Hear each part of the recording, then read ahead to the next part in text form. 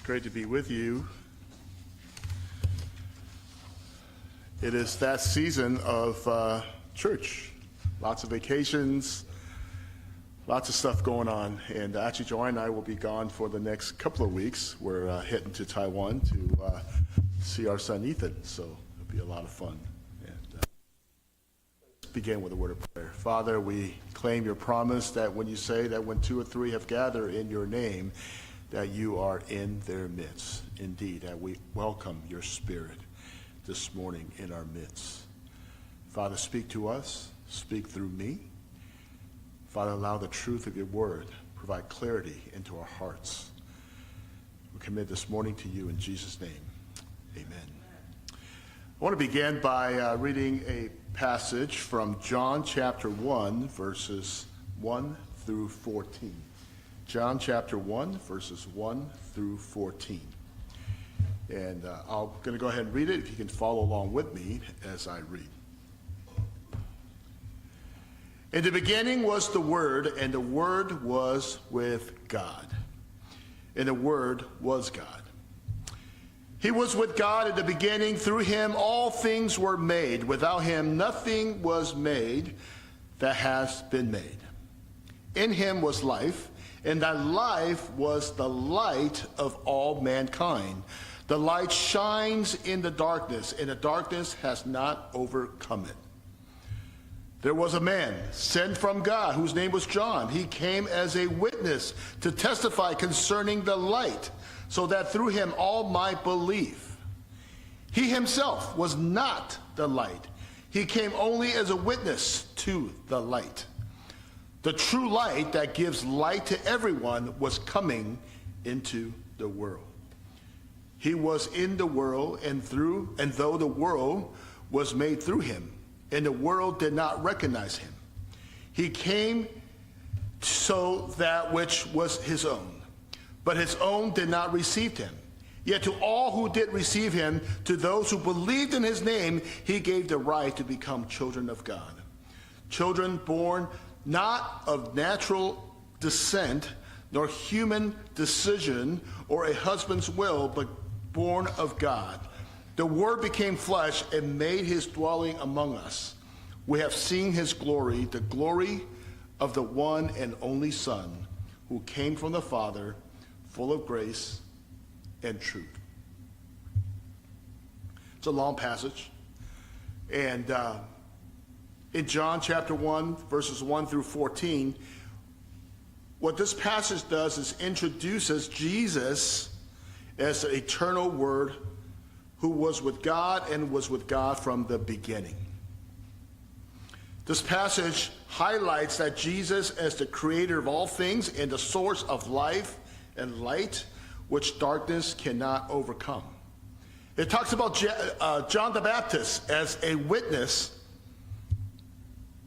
prior to Jesus, preparing for Jesus' ministry. That Jesus' ministry, that he was not recognized or received by everyone, but for those who recognizes him, he gave them the right to become children of God. All right, so that's kind of the groundwork for our passage, for our message this morning. Joanne and I were at a funeral yesterday. Our old friend had passed away suddenly. It was a celebration of life, and we got a chance to see friends that we haven't seen for probably for over 35 years. And it was just a really heartwarming and rich time with seeing some of our old friends. And as we're sharing lunch together, there were a couple of guys that were just talking, and Joanna called me over, and you know, it's been a long time. I don't remember them. So they introduced themselves, and one of them started talking about, actually a couple of them started talking about and laughing about a retreat that they had attended when they were in high school or as a young college student. Well, that retreat happened in the early 90s, where it was CEFC, Chinese Evangelical Free Church, the father church of this church, and some of us, I was, and some of my friends were invited as counselors to take part in this retreat. This retreat was different because the pastor, the English pastor at the time, was a friend of mine, and they had this whole idea about creating a retreat about the end times. Boy, I tell you, the role that we play, myself and some of my friends play, were counselors, and but in reality, what we really are, we were tormentors at the camp. So all these kids, high school, college, went to camp, summer camp, thought they were just going to have a great time, a great retreat. We were up in the mountains, and we had dinner, had some singing, had all of that. Everything was normal, right? Normal retreat. But at 2, 3 o'clock in the morning, we all changed into our dark clothes. And my wife and I were just talking about this morning. I have a friend in particular who was an actress, and who actually was in some pretty famous films. And she was really getting into the act. She dressed all black, black mascara, everything. She was scary looking, right? 2, 3 in the morning, we went and woke up all the kids.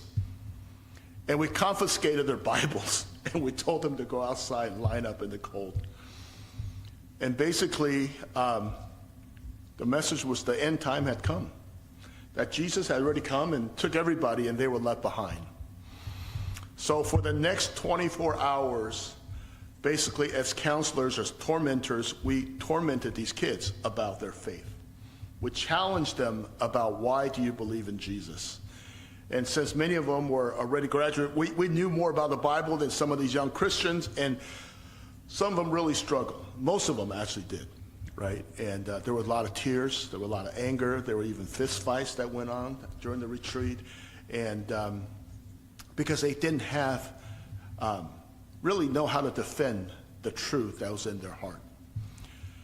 Eventually, that evening, we revealed to them that we were all Christians. This was kind of created to really challenge their faith and help them understand how to defend their faith and so forth. Anyway, very traumatic experience. I didn't realize how traumatic it really was for some of these guys, where 35 years later, they still remember specifics about that retreat. I look back, I feel kind of bad to do that to them, because it was really emotionally challenging for these young people. But just the fact that 35 years later, they still remember, it's really a testament of God's work during that retreat.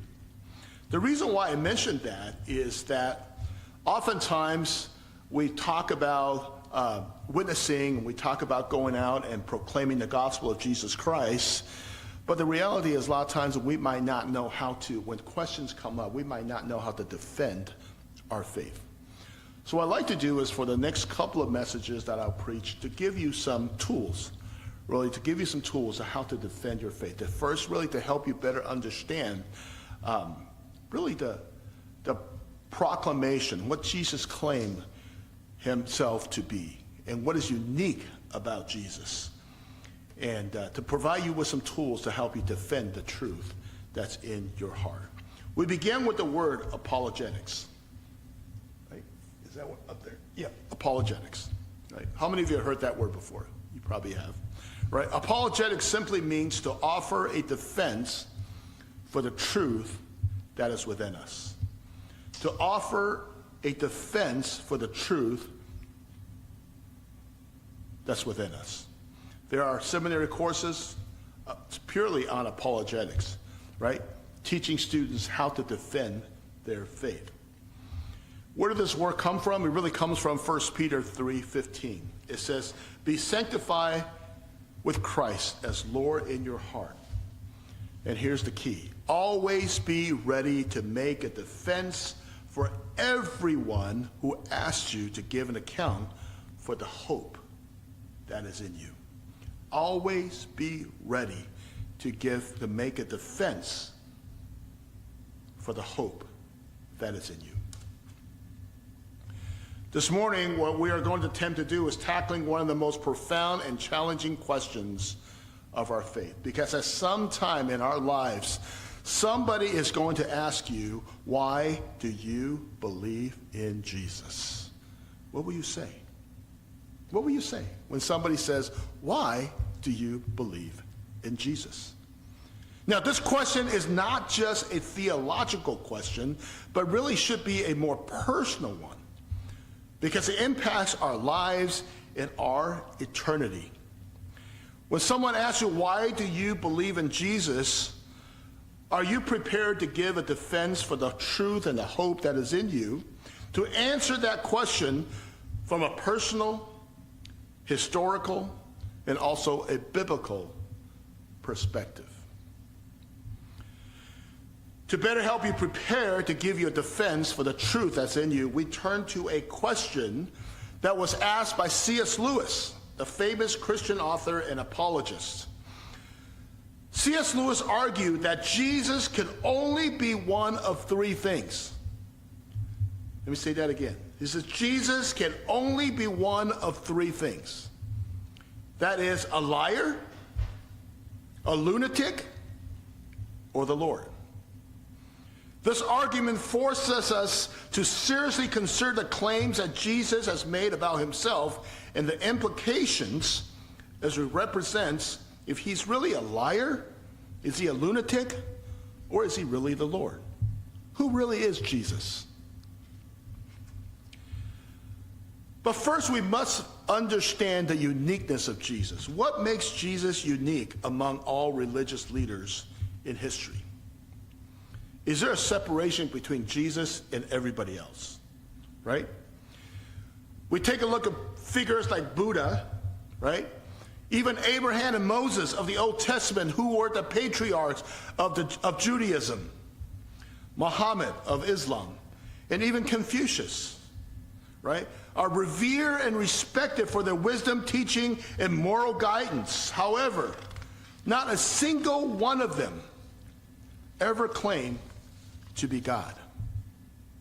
They view themselves as teachers, prophets, or enlightened beings, but not as divine beings. None of them ever claimed to be God. For example, Buddha, for instance, was a prince who renounced his life as a royalty to seek enlightenment and to share his insight on suffering and the path to be free of this world. Buddha never claimed to be God, but rather a guide to help others achieve enlightenment. What about Abraham and Moses? Abraham, the patriarch of the Jewish people, the one that God made the covenant with. And you have Moses, who was a great leader, the lawgiver of Israel, who led the Israelites out of Egypt, received the Ten Commandments from God. However, neither one of them ever claimed to be Yahweh. They saw themselves as servants and prophets of God.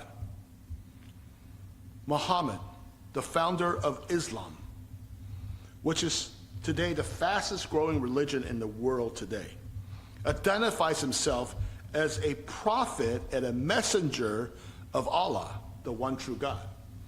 He consistently emphasized that he was a human being chosen to deliver God's final revelation to humanity, that he was not God himself. And there's Confucius, a Chinese philosopher, a teacher, focused on ethics, family loyalty, and social harmony. He presented himself as a teacher, a wise man, a moral guide, but not as a deity or divine figure. So what makes Jesus different than all of these other religious or moral leaders? To answer that question, we must first understand what separates Jesus from these religious leaders. You see, Jesus of Nazareth, during his life and ministry, made extraordinary claims about his identity and why he came and his mission. As you all know, that Jesus was born in humble circumstances, right? The son of a carpenter. Yet Jesus proclaimed equality with God. In John 14:9, he says, anyone who has seen me has seen the Father. This was not a metaphorical statement, but a direct claim to his divine nature. He's saying that I am equal to God. When you see me, you see God. Jesus asserted his authority over life and death. He demonstrated through his miracles, such as raising Lazarus from the dead, calming the storms, and healing the sick.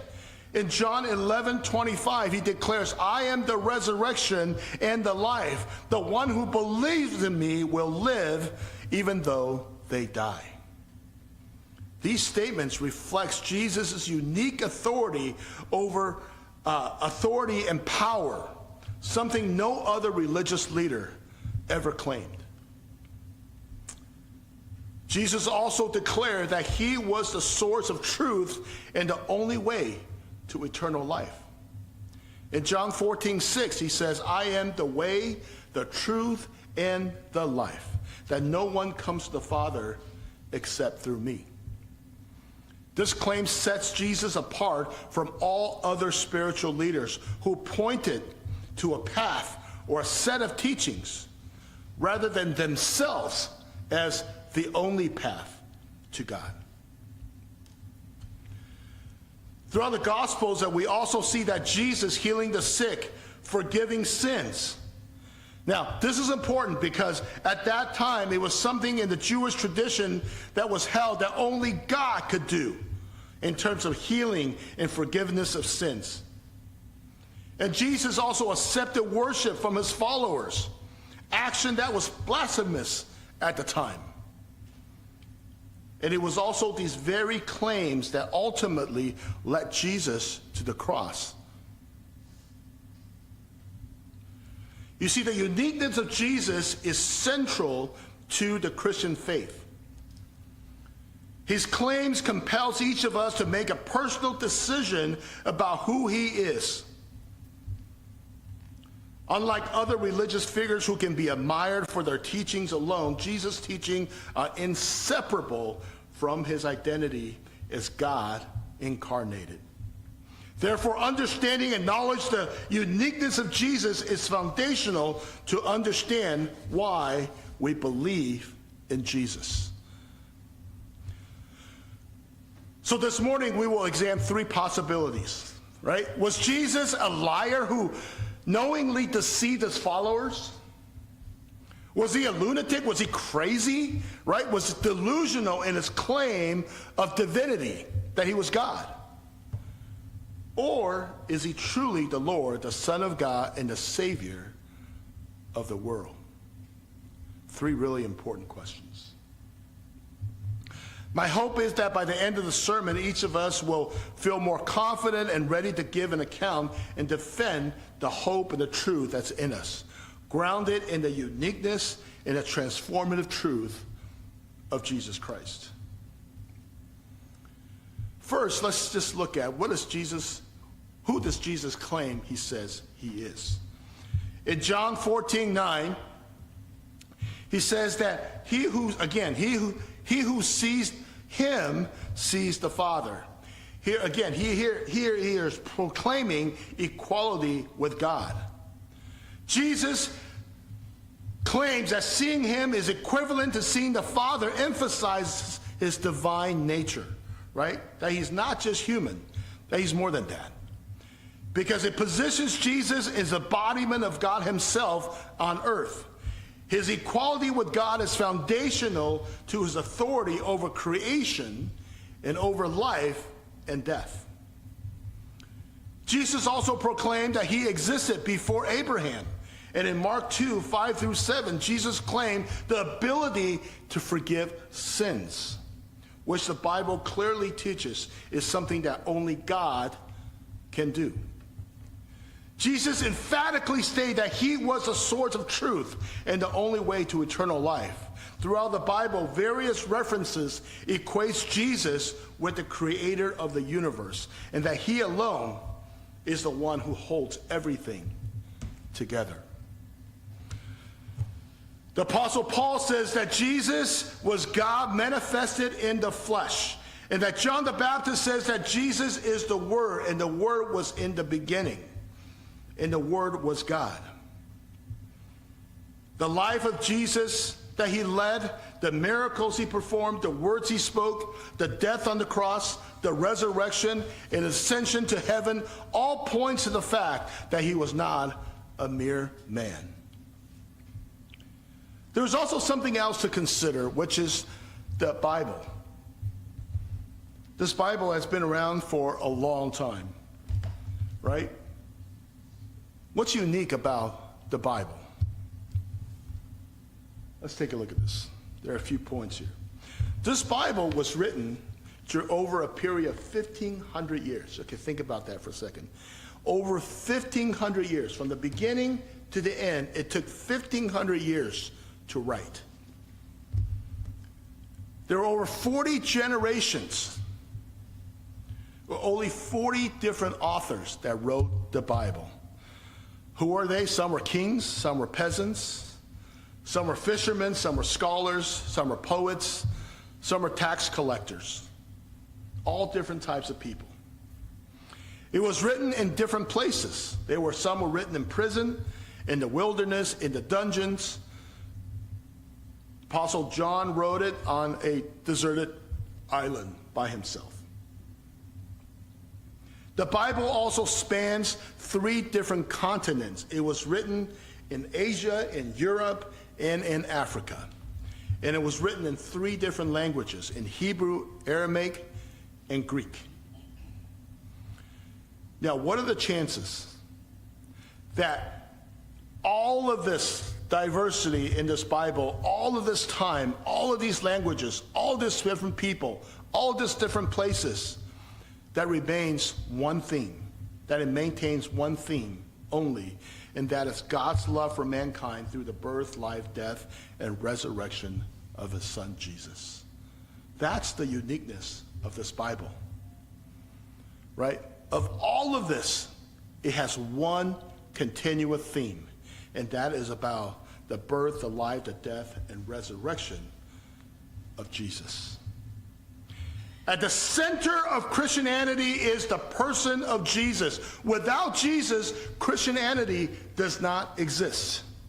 However, if we were to take Buddha out of Buddhism, Muhammad out of Islam, Moses even out of Judaism, the founder of other religions out of their faith, very little will actually change. So far, we have learned that Jesus is unique among all men for the profound statement that he had made about his divinity and the way that he lived his life. As we dive deeper into an understanding why we believe in Jesus, we must now go back and confront the questions that I have asked earlier. As I mentioned, C.S. Lewis was a renowned Christian apologist and famously presented what was known as the trilemma, right? In his book, Mere Christianity, Lewis argues that Jesus could only be one of 3 things, that he can be only a liar, a lunatic, or Lord. Again, this argument forces us to seriously consider the claims that Jesus made about himself and their implications. So is he a liar? Is he a lunatic? Or is he truly God? First, if Jesus was a liar, then he knew his message was false. But he was willing to deceive thousands of people with claims that he knew was not true. This would mean that Jesus knew that he was not God, did not know the way to eternal life, and ultimately, Jesus died for a lie. Now, if this was true, it would make him history's greatest fool for dying for a lie that he had created. Throughout history, few, if any, who have objectively looked at the life of Jesus will hold that position that he was a liar. So, everybody with me? Right? Second, let us assume that Jesus was truly believed that he was God and was mistaken. All right? That he truly believed that he was God, but he was wrong. if he truly believed he had created the world, that he had seen Abraham 2,000 years before and had authority over sin, life, and death, and yet none of this was true, we can only conclude that he was crazy, he was a lunatic. However, if we were to study the life of Jesus, he clearly does not display any of the characteristics of insanity. His teachings, such as the Sermon on the Mount, remain one of the greatest work ever recorded. Jesus was continually challenged in his ministry by Pharisees. Who were the Pharisees? They were the religious leaders of the time. They were the teacher. They were the highly educated men of that time. They challenged Jesus with some of the most profound questions of the day, and Jesus' answer amazed and silenced them. And you can read those in the New Testament. So for these reasons, the lunatic argument is not consistent.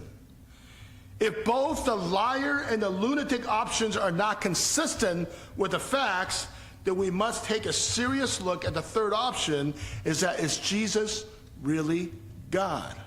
Is Jesus really God? One of the evidence arguing that Jesus is indeed God is the fulfillment of the Old Testament prophecies. This is really important. Again, this Bible was written over a period of 1,500 years.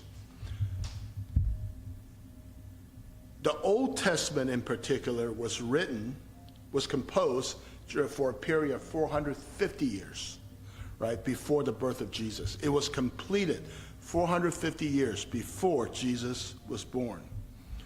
For centuries, the writer of the Old Testament predicted the coming Messiah. They predicted specific things about his life, as where he was born, about his ministry, about his suffering, his death, and his resurrection. They predicted certain events that will take place and how he would react to certain situations. Altogether, in the Old Testament, there were 60 major Old Testament prophecies about the Messiah that were fulfilled by Jesus. The fact that Jesus fulfilled these prophecies is proof that he is no ordinary man. I'm just going to give you a few examples. We're going to look at the Old Testament and then the fulfillment of that prophecy in the New Testament. Number one, born of a virgin birth. In Isaiah 7:4, it says, therefore the Lord himself, Isaiah is in the Old Testament, it says, therefore the Lord himself will give you a sign. Behold, a virgin will be with child and bear a son, and she will be called Emmanuel. In Matthew, the New Testament, chapter 1, verse 18, and then 24 to 25, it says, she was found to be with child by the Holy Spirit. And Joseph, these are Jesus' parents, Mary and Joseph. And Joseph kept her a virgin until she gave birth to a son, and he called his name Jesus. How about this one? It's descendants of Abraham.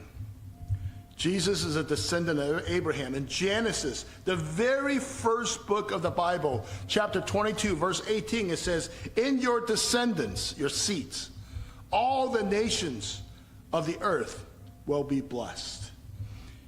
In the New Testament, Galatians 3:16 says, now the promises were spoken to Abraham and to his seed. He does not say seeds as referring to many, but rather to one, and to your seed, that is Christ, Jesus. Number three, how about born in Bethlehem, where he was born? In Micah 5:2 in the Old Testament says, but as for you, Bethlehem, from you one will go forth for me to be the ruler of Israel. His going forth are from long ago, from the day of eternity.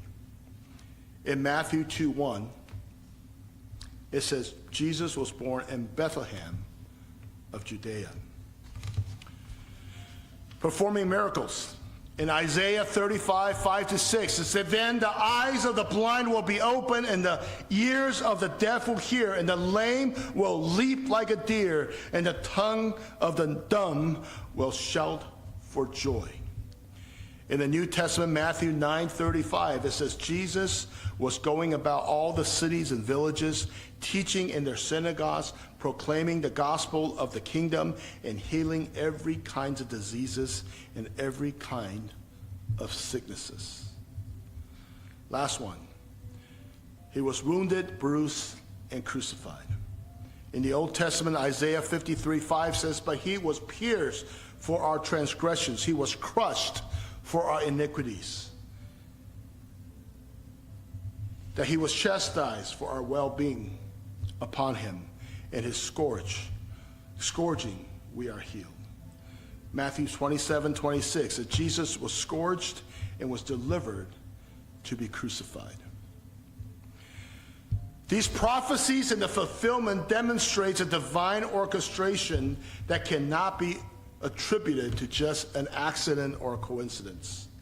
The Old Testament prophets, writing centuries before Jesus' birth, provided detailed predictions about the Messiah, which was fulfilled in the life of Jesus. These details that foretelling Jesus' life in the Old Testament serve as a bridge connecting the ancient scripture to the New Testament accounts. It shows a divine plan being unfolded throughout history and providing a solid foundation for our faith in Jesus Christ.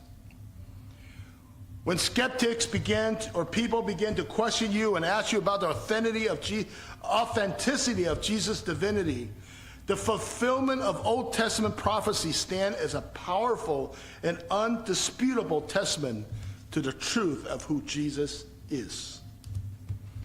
As I mentioned earlier, the Old Testament was completed 450 years before the birth of Jesus. Yet it accurately foretold these events, which emphasize the divine inspiration of the Bible, affirming Jesus as the promised Messiah. I know what we covered this morning so far is pretty basic, right? But it is this basic understanding about the uniqueness of Jesus and who he claimed to be and who he actually is ultimately central to our understanding of our faith. This morning we talked about how Jesus uniquely fulfilled ancient prophecies, that he demonstrated a divine orchestration that transcends human understandings. Jesus' miracle also further proof his identity as God. From healing the sick to giving sight to the blind to feeding of the 5,000 to calming the storm to raising the dead, the miracles he performed not only displayed his power, but it is a demonstration of compassion and authority over creation. These miracles were witnessed by many, recorded in the Gospels as a source of inspiration for our faith. Jesus' teaching is also unparalleled in their depth and impact. The Sermon on the Mount, the parables that he taught, the commands to love one another and to forgive enemies has transformed lives and societies throughout history. Jesus' teaching continued to resonate across cultures and centuries, guiding us towards a higher moral and spiritual standard. Perhaps the most compelling evidence is Jesus' resurrection. After suffering a brutal crucifixion, Jesus rose from the dead, conquering sin and death, and appeared to more than 500. And he ministered to them before he ascended on to heaven. This particular pivotal event is not just a cornerstone of our faith, it is historical reality that witnessed by his disciples and many others. You see, the resurrection validates his claim to divinity. It assures us of the promise of eternal life. Without Jesus, without his death, without his resurrection, without his ascension to heaven, Christianity does not exist. So brothers and sisters, when you are asked one day, why do you believe in Jesus? I hope that you can confidently answer that we believe in Jesus because Jesus is the fulfillment of God's promise and the source of hope and eternal life. Not just a understanding, but an understanding of the heart. That's something that you are living out each day.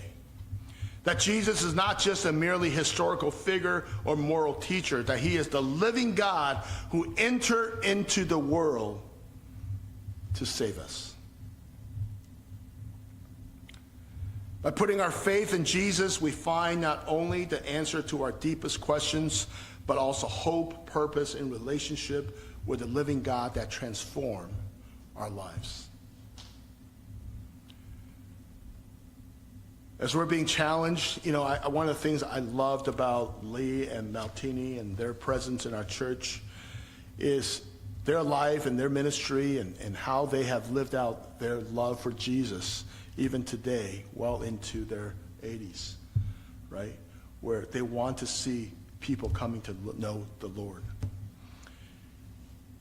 And every message Lee talks about has something to do with about bringing people to the saving knowledge of Jesus. And this message is important because it is a preparation to help you understand the foundation. Before you can share the gospel of Jesus Christ, you must have a firm understanding of who Jesus is and what he means to you personally. So for the next couple of sermons, we'll be giving some foundational things like today and about the uniqueness of Jesus to prepare you to give a defense for the truth and the hope that is in you. All right, shall we pray? Father, thank you for Jesus who came and lived and died and resurrected and ascended into heaven on our behalf. That it is this selfless act, Lord, that we live with hope of eternal life. Father, I pray as a church that we have the courage to proclaim and defend the truth and the hope that's in our hearts each day. Father, when we see people, when we meet people, no matter where, that we see them as you see it, as sheep's lost without a shepherd. Father, that we take that responsibility of sharing the good news of the gospel, that we're able to defend the truth and the hope that's within our hearts. Father, may